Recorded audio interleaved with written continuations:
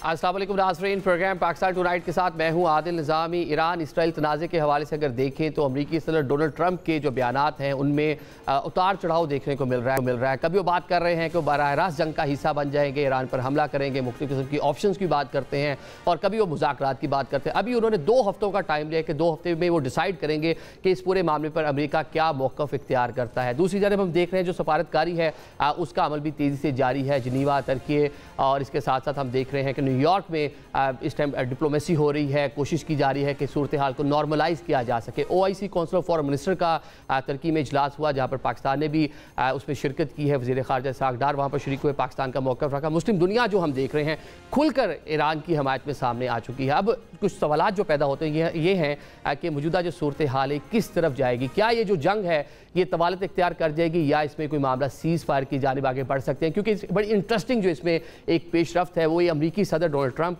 उनका इजहार है, वो बल्कि ख्वाहिश का इजहार कर रहे हैं कि उनको नोबेल प्राइज़ मिलना चाहिए, और पाकिस्तान ने भी उनकी कहने की हमायत का ऐलान किया। हर पाकिस्तान ने कहा है जी उनको नॉमिनेट कर दिया इसके लिए। तो अब आगे चल के देखते हैं अगर ये जंग आगे बढ़ती है तो क्या ट्रंप इस नोबेल प्राइज़ के हकदार ठहर सकते हैं। अगर वो पीस करा देते हैं फिर डेफिनेटली उनकी चीज़ें सारी जो है उनकी फेवर में चली जाएगी। तो आज के प्रोग्राम में इन इशूज़ पर बात करेंगे। हम इन इशूज़ पर बात करने के लिए हमारे साथ मौजूद हैं खुर्रम रोखड़ी साहब, इस्तेकाम पाकिस्तान पार्टी के रहनुमा है। इसके साथ साथ एयर मार्शल अरशद मलिक साहब हमें ज्वाइन कर रहे हैं, डिफेंस एनालिस्ट हैं। ब्रिगेडियर रिटायर्ड हारिस नवाज साहब भी हमारे साथ हैं, आप भी डिफेंस एनालिस्ट हैं।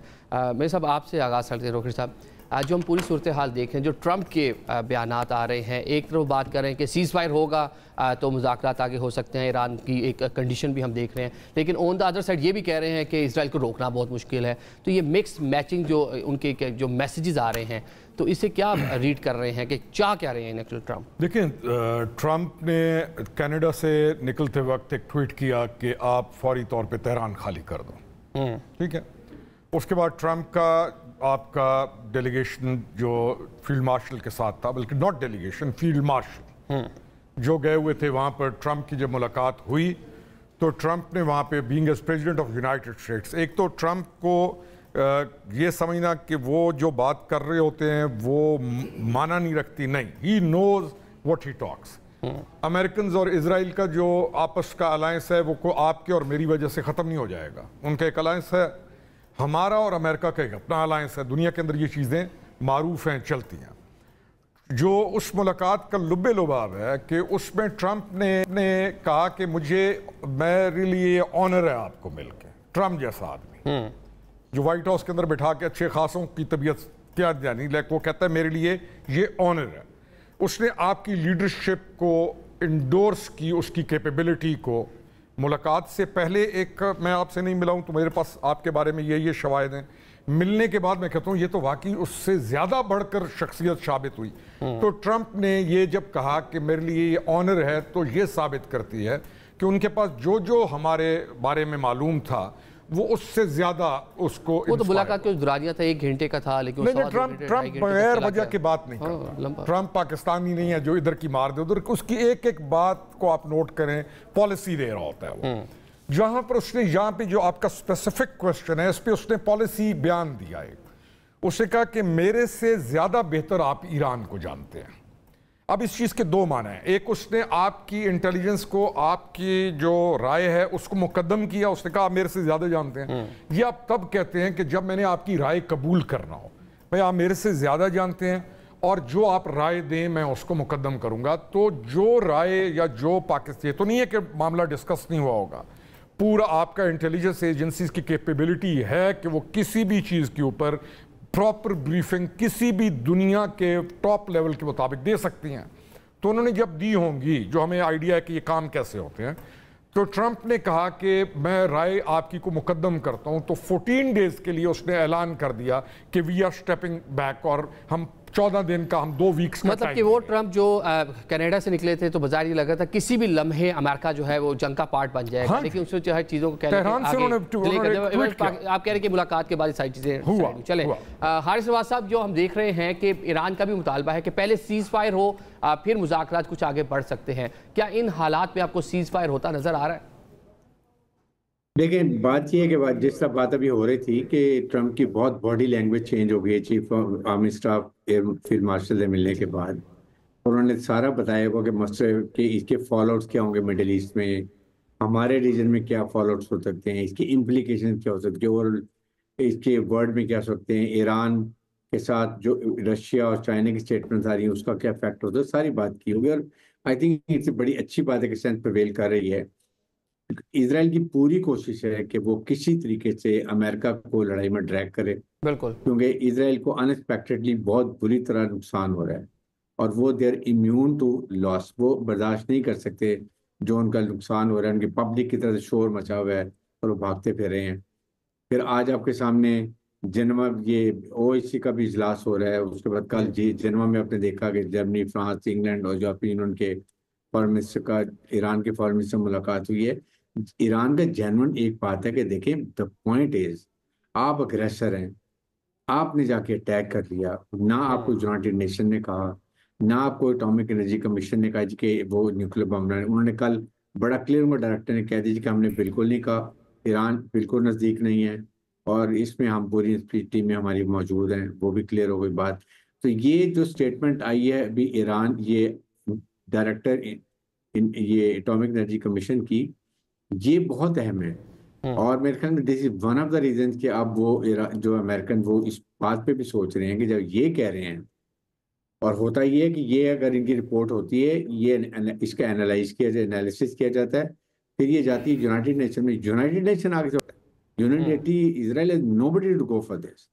तो ये चीज़ों को देखते हुए वो अब इसकी टोन चेंज हो जाए, वो कह रहे हैं मैं ईरान से बात भी करूंगा। तो वो अभी काफ़ी तीन चार बातें कर रहे हैं ताकि ताकि people should keep guessing what you want to do. But definitely मेरे ख्याल में ईरान का ये स्थान बिल्कुल ठीक है कि आप इमीडिएट सीज फायर करें and then sit for cease fire तो ईरान का मुतालबा है, लेकिन हम देख रहे हैं कि जिस तरह फ्रांसीसी सदर हैं वो मुतालबा करते हैं कि एक तो इनरिचमेंट वाला मामला है, साथ में आपकी जो मिसाइल टेक्नोलॉजी है उसको रिड्यूस कर दें। मतलब जो उनके इस तरह के मुतालबात, वो चीज़ें जिससे ईरान ने अपना डिफेंस किया है, तो क्या ईरान इस तरह की बात में मान सकता है या मान जाएगा जिस तरह के वहां से मुतालबात आ रहे हैं? देखें, बात यह है कि आप ठीक है, न्यूक्लियर, क्या ईरान को थ्रेट नहीं है इसराइल से? Why should they compromise on missile technology? Missile जो उनकी फैक्ट्रीज हैं, आज ईरान कैसे बचा है? उन्होंने पीछे 2-3 दहाइयों से उनको पता था हमारे साथ ये होना है, उन्होंने एक काम किया है बस, उन्होंने अपनी इंडिजिनस प्रोडक्शन की है, चाहे वो बैलिस्टिक मिसाइल हो, क्रूज मिसाइल हो, या हाइपरसोनिक मिसाइल हो, और या उनके ड्रोन हो। नॉर्थ कोरिया से भी उन्होंने टेक्नोलॉजी लेके ये हाइपरसोनिक बना ली है, ये उनको सर्वाइव कर रहा है। अभी इसराइल जो डरा हुआ है, जो उसका बुरा हाल हो रहा है, और उसके बाद अमेरिका भी 10 बार सोच रहे, बिकॉज अगर वो जाएंगे तो ये चीज़ों की वजह से जिस पे कॉम्प्रोमाइज ना करना चाहिए ईरान को ना करेगा। यस, न्यूक्लियर उन्होंने कह दिया, फॉरेन मिनिस्टर ने, हमारे स्पेशल लीडर ने कहा जी इस्लाम के भी खिलाफ है, मैच सेक्शन हम नहीं बनाएंगे, और फॉरेन मिनिस्टर ने कह दिया हम नहीं बनाएंगे। उन्होंने कहा जी आप इंस्पेक्शन करें, जैसे करना करें, बट स्टॉप फर्स्ट एस्केलेशन, आप डी एस्केलेट करें और फिर उसके बाद जो तरीका कार्रवाई करते हैं करें। बट वो ग्रेड जिसपे वो अपनी इलेक्ट्रिसिटी हेल्थ के लिए, ज़राअत के लिए इस्तेमाल करना चाहते हैं, वो तो करें जब आपको वहाँ पर सारे इंस्पेक्टर मौजूद हैं, फिर आपको क्या प्रॉब्लम होती है?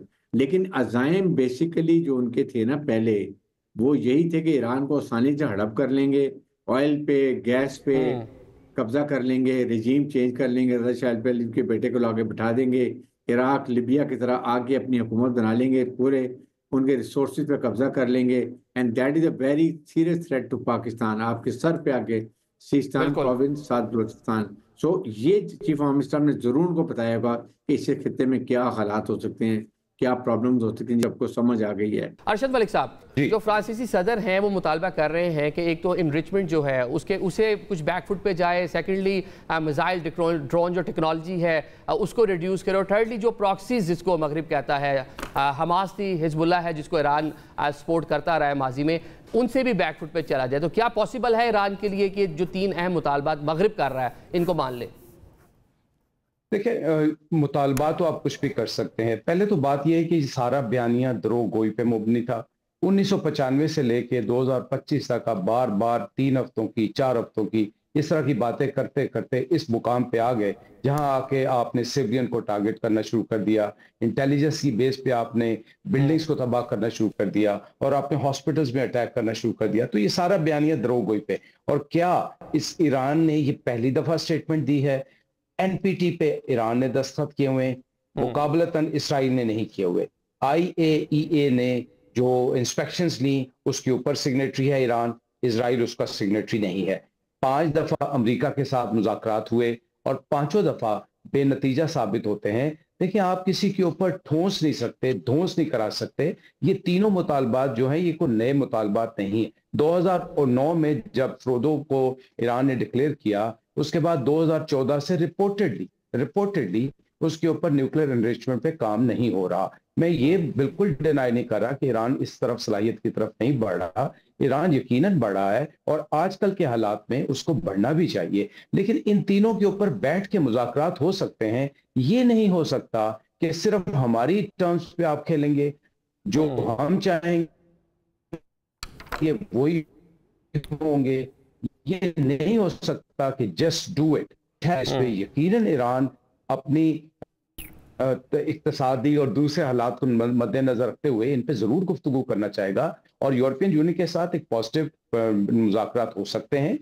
जब अमेरिकन की अपनी नेशनल सिक्योरिटी एजेंसी की डायरेक्टर्स कहती हैं कि ये गलत बयानिया है, जिसको ट्रंप साहब कहते हैं कि वो गलत बात कर रही है, तो मेरे ख्याल में ये तीनों मुतालबात पे बात हो सकती है, बात हो सकती है। लेकिन जो रजीम चेंज मेरे साहब देखा, जो पूरी कोशिश थी वो तो एटॉमिक प्रोग्राम तो कह लें कि एक आपने उसको दुनिया के सामने रखा, बात उसको बढ़ाई, लेकिन असल टारगेट जो है वो ईरान के रजीम चेंज है। क्या मुमकिन हो पाएगा? अभी तो इब्तदाई तौर पे तो लग रहा है कि जो प्लान था वो बिल्कुल मलियामेट करके रख दिया ईरानियों ने। रजीम चेंज जो है ना जी, इसमें ताल्लुक है पब्लिक ऑफ ईरान का। रजीम चेंज हमारे बाएं तरफ अफगानिस्तान में भी हुई, रजीम चेंज ये ईरान वाली भी हमारी 79-80s के अंदर ये भी रजीम चेंज हुई। पाकिस्तान के अंदर भी रजीम चेंज विद इन कंट्रीज ये इश्यूज चलते रहते हैं। ये कोई ऐसी नई चीज़ नहीं है जो कि बड़ी अजीब हो। हाँ, ईरान के मुकाबले जब बात आती है तो वहाँ पर इसको सीरियसली हम सारे लेते हैं, क्योंकि Iran after Shaw of Iran एक नया बिल्कुल एक और डायरेक्शन के अंदर ईरान गया और वो डायरेक्शन टोटली डिफरेंट थी। अब उसका रजीम चेंज का मतलब है कि दोबारा क्या शाह ईरान आ रहा है, जो चीजें चल उनके साहबजादे जो उसका बेटा था वो आ रहा है। तो आई थिंक कि ये पब्लिक ऑफ ईरान पे मैटर करता है कि वो क्या करते हैं आने वाले दिनों में। इस पे किसी मुल्क की ख्वाहिश या कोई शाह ईरान के बेटे को स्पॉन्सर कोई भी अगर कर रहा हो, मेरा नहीं ख्याल वो मैटर करेगा। मैटर करती है public of Iran by themselves कि वो क्या करते हैं, और चाहे वो वोट्स के जरिए से चेंज हो, जो भी हो, व्हाटएवर। लेकिन दुनिया की नज़र इस पर इसलिए है क्योंकि ईरान के अंदर अगर ये चीज़ होती है तो ये डेफिनेटली एक बहुत बड़ी चेंज होगी खित्ता के अंदर, उसका इफेक्ट आएगा। लेकिन जिस तरह एक प्रोवोक करने की कोशिश भी की गई, नेतन्याहू का एक बयान आया कि मैं ईरान की पब्लिक से बात कर रहा हूँ। हर सब एक प्रोवोक तो किया गया ना, कोशिश तो की गई, और जिस तरह वहाँ पे हम देख रहे हैं प्रेजेंस थी वहाँ पे मुसाद की, जो उन्होंने वहाँ से भी अटैक किए हैं। डेफिनेटली उससे पहले उन्होंने ग्राउंड पे प्लानिंग तो इस हवाले से की होगी, लेकिन इस प्लानिंग में भी नाकाम दिखाई दिए हैं। देखिए, इसमें बात यह है कि नाकाम है। देखिए, इंडिया ने सबसे ज्यादा ईरान के कमर में छुरा घूमा है। वहां पर रॉ ने जाके अपना शाहबार में कैंप बनाया, BLF को ट्रेन किया बलूचिस्तान के लिए। साथ ही उन्होंने इतना बड़ा धोखा दिया कि मुसाद को लाए और वहां पर एक पूरा जाल इंटेलिजेंस का बिछाया, जिसमें उन्होंने यहाँ तक ड्रोन भी स्मगल्ड किए पार्ट्स में और असेंबल किए, और जितने उनके जनरल्स, जितने उनके साइंटिस्ट, जितने ऐसे लोग मारे हैं वो उन्होंने वहां से मारे हैं। उसके बाद उन्होंने यही प्लान की कि आइंदा से हम करके रिजीम चेंज करेंगे, लेकिन basically they want like Iraq, Libya में इराक को क्या किया, वेपन ऑफ मैच सेक्शन, जाके इराक को तबाह किया, रिजीम चेंज की, अटैक कर दिया, जो तबाह कर दिया, ऑयल फील्ड और गैस फील्ड पे कब्जा कर लिया और अब उसको एंजॉय कर रहे हैं। Same happened with Libya. यही इनका प्लान था। बट यहाँ पर Iranians are nationalist, Iranians are resilient कॉम, वो बहुत सख्त मोहब्बत वतन है। वो जब इस तरह की बात में, चाहे कोई भी पार्टी हो, अंदर से कुछ भी दे और गॉट टुगेदर, आप उनके रैलीज देख लें, जलसे देख लें, ये इस बात पे अमेरिका को सोचना पड़ गया कि नहीं, इट इज स्टिल नॉट। ये 40 साल से तो कोशिश कर रहे हैं, नहीं कर सके हैं। तो मेरे ख्याल में ये कोशिश उन्होंने की। अब ईरान के साथ इंडिया के ताल्लुकात भी ऐसे खराब होंगे ना, आप देखेंगे। और उन्होंने तशक्कुर पाकिस्तान ऐसे नहीं किया, पाकिस्तान ने जो उनके लिए स्टैंड लिया है और जो ईरान ने उनको धोखा दिया है, ऑयल भी सस्ता लेता रहा थ्रू आउट चाह बार के मदद भी करते रहे और साथ उनको सारा मुसाद के साथ मिलकर नुकसान में बचाए। तो कई चीजें पाकिस्तान ये बहुत बेहतर हो गई हैं। अब ईरान को रियलाइज हो गया कि कौन दोस्त है कौन दुश्मन है, और फिर जिस तरीके से पाकिस्तान ने अमेरिकन को ब्रीफ किया है ईरान के बारे में और मशरिक़ वस्ता के बारे में और उस रीजन के बारे में, एक उन्होंने ये भी रियलाइज कर लिया कि नाउ इंडिया पे इन्वेस्टमेंट हमने गलत की है। Pakistan is now become a regional stabiliser.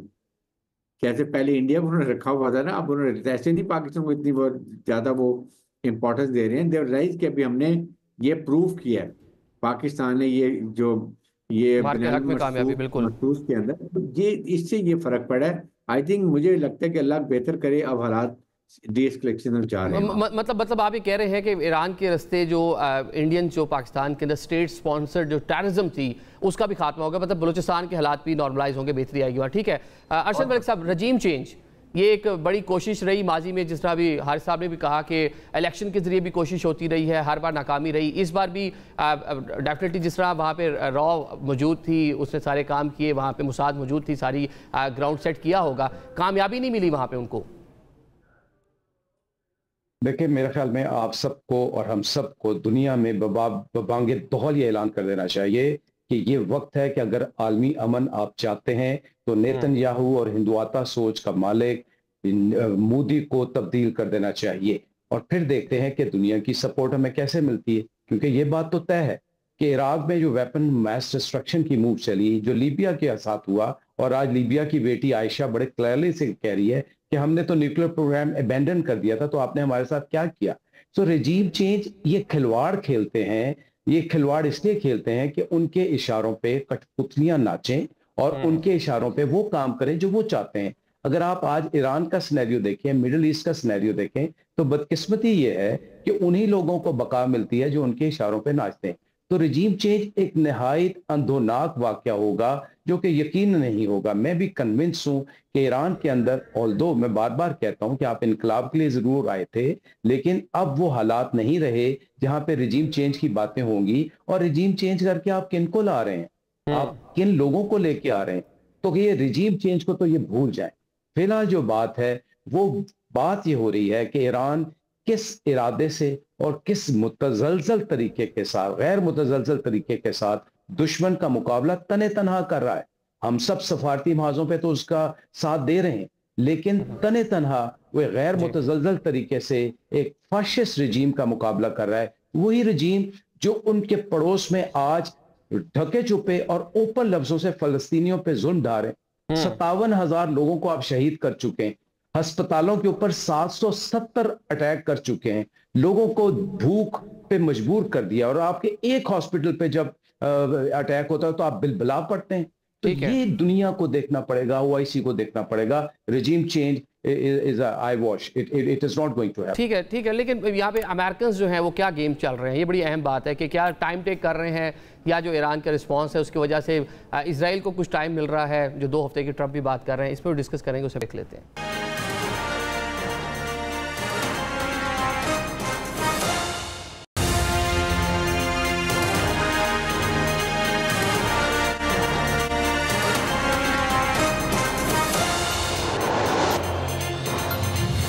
Welcome back after the break. Programme के सिलसिले को आगे बढ़ाते हैं। यहाँ पे एक सवाल पैदा होता है कि अमेरिका सब यहाँ पे टाइम टेक कर रहा है कि दोबारा से कुछ स्पेस मिल जाए इसराइल को, और दुनिया को भी दिखाने का मौका मिल जाए कि हम तो चार से डायलॉग हो जाए, हमने जो चाहा कि टाइम मिल जाए, लेकिन उसके बाद आएंगे जंग की तरफ ही, क्योंकि जिस तरह के मुतालबात अमेरिकन की जानिब से या यूरोप की जानिब से रखे जा रहे हैं तो ईरान तो किसी सूरत इनको मानेगा नहीं।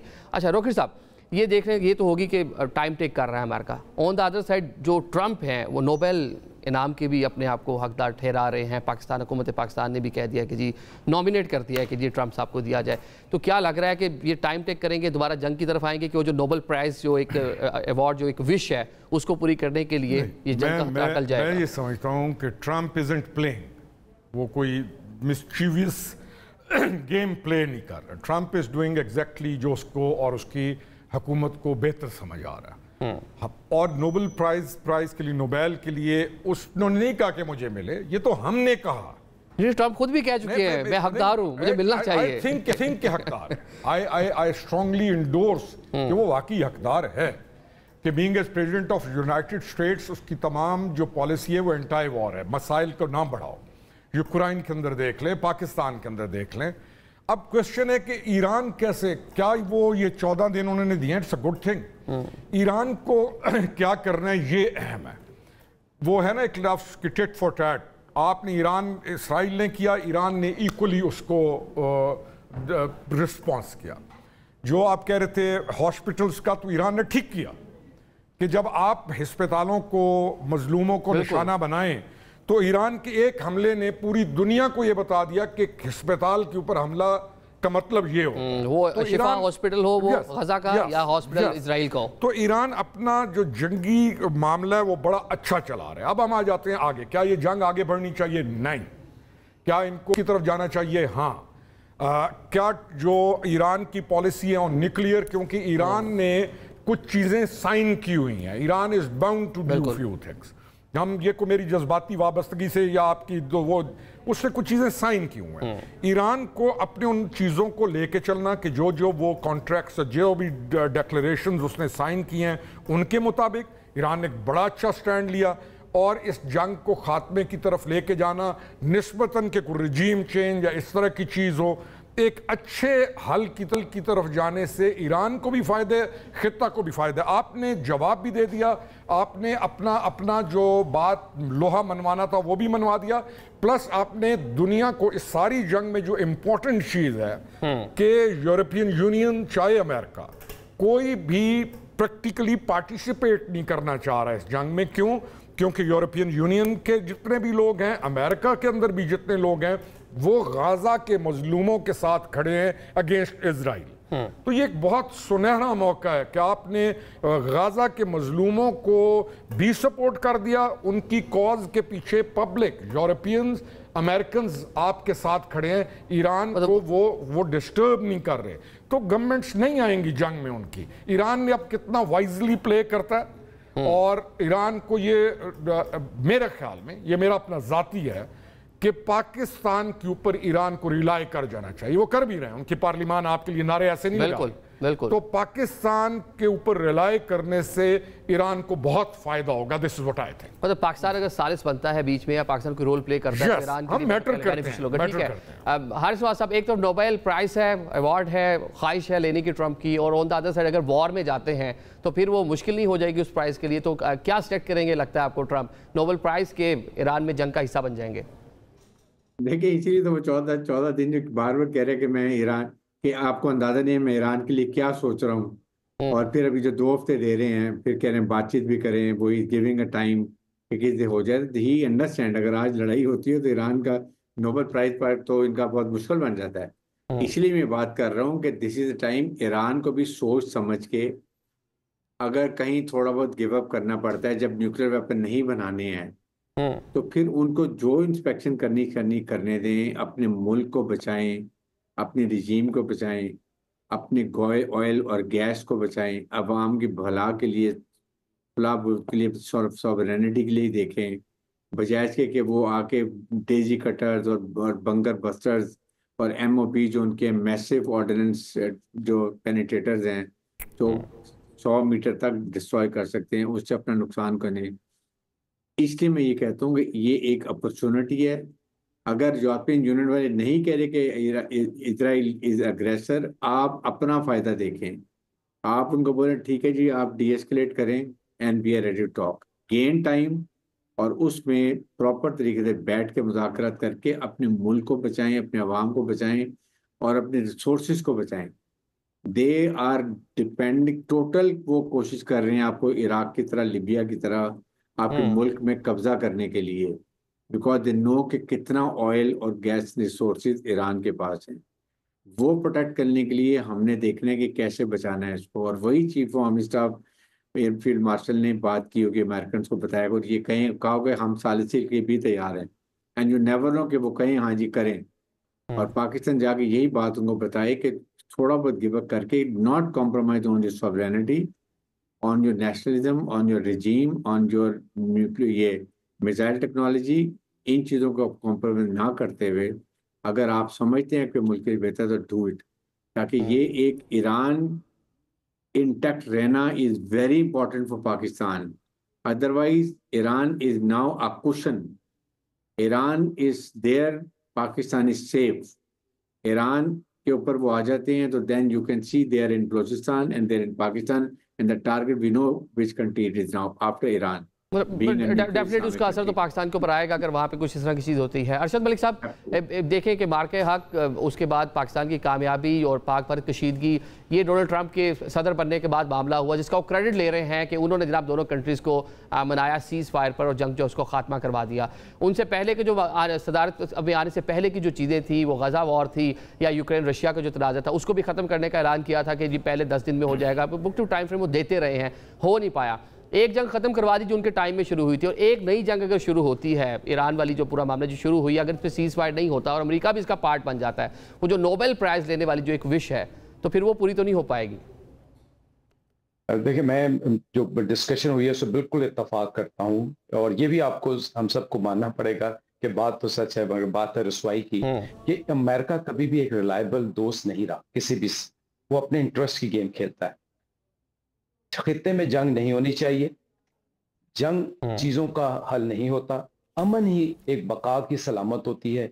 ईरान को यकीनन बहुत दानिशमंदी के साथ चलना पड़ेगा, और अगर आप आज ये कहें कि वो लो टेक एसेट्स के साथ खेल रहा है या अभी उसके पास मिसाइल का आर्सेनल इतना बड़ा है, लेकिन 2 हफ्ते का टाइम बहुत अच्छा टाइम मिल जाता है दोनों तरफ से, बिकॉज इजराइल न्यूक्लियर टेक्नोलॉजी नहीं खत्म कर सकता ईरान की जब तक कि वो अमेरिका की मदद हासिल ना करे। और अमेरिका ट्रंप ने कल इसका इजहार भी किया कि हमारे बगैर नहीं कर सकता इजराइल किसी सूरत नहीं कर सकता। और 2 हफ्ते का टाइम ईयू के साथ आपकी नेगोशिएशन शुरू हो गई है। आज ओआईसी ने कुछ लम्हे पहले बहुत अच्छी स्टेटमेंट्स दी हैं। तो ईरान को इस सिचुएशन को कैपिटलाइज करना चाहिए, कभी बैकफुट पे नहीं जाना चाहिए, सामने फर्म फ्रंट पे रहे, अपनी ऑप्शंस को कैलकुलेट करे और अपनी बका के लिए नेगोशिएशन टेबल्स पे आए। जंगें किसी तौर भी हल नहीं है और ये हमारे हक में भी नहीं है।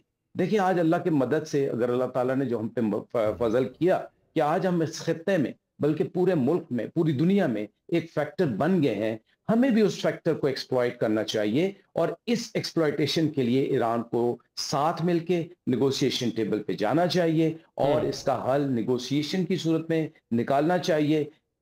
टेक्नोलॉजी आ जाती है, टेक्नोलॉजी जहां तक वो पहुंच चुके हैं, ये बैकफुट पे नहीं जाएगी। इस सूरत में अगर वो इकोनॉमिकली और अपने मुल्क के लिए एक स्टेबल और एक रिजीम यही रखते हुए अगर वो अपनी बका कर सकते हैं, तो मेरे ख्याल में नेगोशिएशन में कोई बुराई नहीं और जरूर करनी चाहिए। और मेरे ख्याल में शवाहिद उसी तरफ जा रहे हैं। अगर नोबेल प्राइज इसने लेना है, अगर इसने और शोशा मारनी है, तो शोशा मारे। हमने अपने मुल्क का इंटरेस्ट देखना है, ईरान ने अपने मुल्क का इंटरेस्ट देखना है, चीन, ईरान, रशिया, ये सब अपने इंटरेस्ट देखते हैं। तो मेरे ख्याल में नेगोशिएशन होनी चाहिए, ईरान को सीरियसली उसमें समझदारी के साथ जाना चाहिए। और अगर इस चक्कर में इसको नोबेल प्राइज मिलता है तो दे दें। पाकिस्तान तो बल्कि वेलकम कर रहा है, हमने तो नॉमिनेट भी कर दिया उनको। और अभी आपने बड़ी अच्छी बात की कि अपने जो है मफादात वो भी हमने देखे। अभी पाकिस्तान अमेरिका की जो ताल्लुकात है कि नई सिमत की जानिब हमें बढ़ते नजर आए, जो माजी से कुछ मुख्तलिफ है। थोड़ा इस पर तबसरा करेंगे, उससे पहले एक ब्रेक लेते हैं।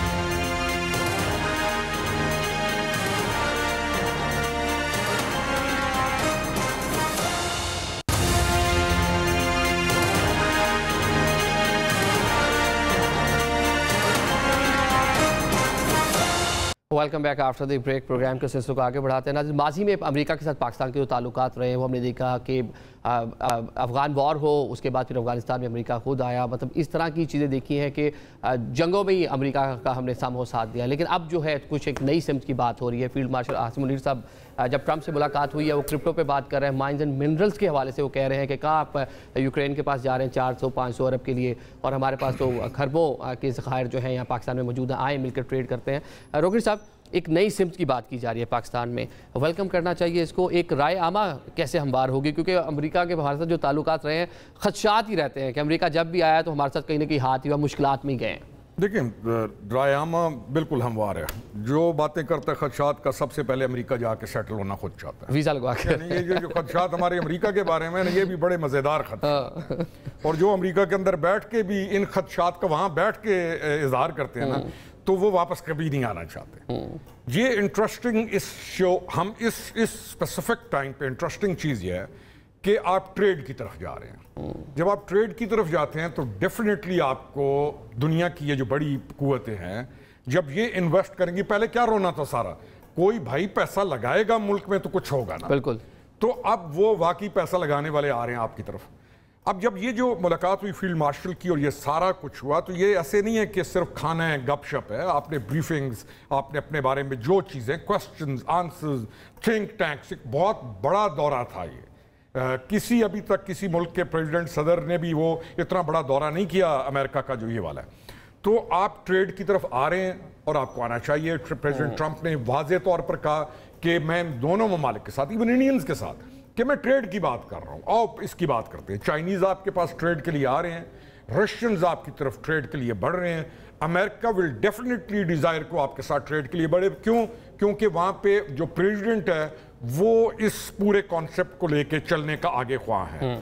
आपकी पोजीशन मजबूत है, आपके पास खजाने मौजूद हैं, माइन मिनरल्स आपके पास हैं, बेहतरीन कौम आपके पास है जो काम करने वाली है। मनफी जो रुझान है वो ऑटोमेटिकली ख़त्म हो जाते हैं। तो इतना अमेरिका के को खिलाफ कौम कहीं नहीं है, नारे शारे ना सुना करें। इवन ये जो बहुत सारे जमातें भी नारे लगा रही होती हैं, तो वो भी बड़ी प्रो अमेरिका हैं। एंटाई अमेरिका कभी भी नहीं रहे। लेकिन इस ट्रेड के बाद जब स्पेशली बलूचिस्तान के अंदर जब ये आप और ये करेंगे माइन मिनरल्स में, तो पाकिस्तान बहुत बहुत मजबूत इकोनॉमी के ऊपर उभर कर आएगा। ईरान, अफगानिस्तान, ताजिकिस्तान, इन सारों से पाकिस्तान ज़्यादा स्ट्रॉन्ग इकोनॉमी आएगा। और हमें ज़रूरत इस वक्त बेहतर इकोनॉमी की है और good secure law and order की। Things are good, I think. तो चीज़ें बेहतर होगी जब अमेरिकन इन्वेस्टमेंट भी होगी। ठीक है हारिस भाई साहब, जब हम पाकिस्तान में एक पब्लिक सेंटीमेंट की बात कर रहे हैं, अमेरिका मुखालिफ लोगों को आप देखते रहे कि ट्रस्ट उस तरह से नहीं है, तो अगर ये ट्रेड होती है पाकिस्तान के साथ, हम चाइना के साथ बड़ी हम देख रहे हैं कि सी पैक के जरिए बड़ी इन्वेस्टमेंट आई, अमेरिकन इन्वेस्टमेंट भी आती है, तो रीजन के लिए, पाकिस्तान के लिए बेहतर होगा? देखिए, पाकिस्तान के लिए बहुत बेहतर होगा। चाइनीज और अमेरिकन की एक अपनी अप्रोच है। देखें, चाइनीज कहते हैं we have got no problem as long as you are having friendship with Americans, but not what I feel not at the cost of Chinese, but ये we should be very care. Chinese war tested, all time all weather friends, कोई doubt नहीं है। अभी भी देख लें मार के हक में, तो वो अभी भी फील्ड मार्शल आते हैं तो मैं आई फील के ही मस्ट ब्रीफ चाइनीज को, जो बात हुई है, कैसे हुई है, कोई डाउट ना हो, उनको क्लियर करके रखें। सेकंड ये कि आप बिल्कुल, वो कोई बैकलिस्ट नहीं होगा। अगर आप अमेरिकन आ रहे हैं, प्राइवेट कंपनीज आ रही हैं, हमने तो ओपन किया, गोल्ड भी आए, पहले कर रहे हैं, अभी भी कर रहे हैं। दे शुड कम, हर एक को अपने एरिया दें और अपना काम करें। पाकिस्तान को कोशिश करें कि वहां पर वो प्रोडक्ट, फिनिश प्रोडक्ट बनाएं और फिर लेके जाएं। ये हमें पूरी कोशिश, अभी चीफ ऑफ स्टाफ ने यही बात की थी जब यहाँ पर आए थे फॉरेन इन्वेस्टमेंट माइन मिनरल्स की, मैं भी वो कॉन्फ्रेंस अटेंड कर रहा था जी, कि आप यहाँ आके लगाएं, इंडस्ट्री लगाएं, लोगों को रोजगार दें, प्रोडक्ट बनाएं और उसके बाद लेके जाएं, नॉट कि आप सारा कुछ यहाँ निकाल के ले जाएं। मतलब इसके ऊपर पूरी प्लानिंग के साथ हम उनको इनवाइट करें कि पूरी प्लानिंग का, जिसका यहाँ पे लोकल जो मुकामी आबादी है, पाकिस्तानी जो लोग हैं, उनको भी बेनिफिट मिले और साथ में पैसा भी है। ठीक है अरशद मलिक साहब, क्या कमेंट करेंगे इसके ऊपर कि अब ट्रेड की बात हो रही है अमेरिका के साथ, माजी में हम जंगों में उनके साथ हिस्सा लेते रहे हैं, लेकिन अब पहली बार ट्रेड इतनी आगे बढ़कर बात हो रही है? देखिए, ट्रेड के अलावा और बहुत सी बातें हो रही हैं। ये पहली दफ़ा है शायद, इंशाअल्लाह अल्लाह के फजल से, हमारा जो एक इम्पैक्ट था कि हम शायद टेरर एक्सपोर्ट करते हैं, वो ख़त्म होगा। हमारे एक जो इमेज था, अल्हम्दुलिल्लाह अल्लाह के फजल से, जो मई के वाक़यात हैं उसमें हमने ये सब्त कर दिया और ये साबित कर दिया कि हम कोई कमज़ोर कौम नहीं है। तो इससे यकीनन साउथ ईस्ट एशिया और पूरे इस खित्ते में हमारा एक वक़ार बढ़ा है। लेकिन अब बात यह है कि आपने अपने तहादियों को, लॉन्ग टर्म जो आपके दोस्त हैं, स्ट्रेटेजिक पार्टनर हैं, उनको साथ लेके चलना है। ये जरूरी नहीं है कि हम सिर्फ अब इस वक्त अमेरिका के राग लापने शुरू कर दें। हमारे पास चाइना भी है, हमारे पास दूसरे अपने अरब दोस्त भी हैं, हम उन सारों को मिलके लेके चलें, लेकिन इस ट्रेड को वेलकम जरूर करें। बिकॉज अगर आप इकोनॉमिकली स्ट्रांग होंगे, भले वो कहीं से भी आ रही हो, तभी आप अपने आप को मजबूत कर पाएंगे। आपने कल इन्वेस्ट करना है डिफेंस टेक्नोलॉजी में, इनोवेशन में, साइंस में, अपने डेवलपमेंट में, डैम्स बनाने, तो उसके लिए पैसा चाहिए। आपका मुखालिफ जो आपका अजली दुश्मन है, वो 150 मुल्कों में मोदी ने जाके कहा कि ये टेररिस्ट हैं। अल्हम्दुलिल्लाह, अल्हम्दुलिल्लाह, I think this is a stage जहां पे ये बयानियां अब एक ब्रेक आएगी। तो तो इस ब्रेक को आप अपनी को पुराने खदशात पे ना रखें।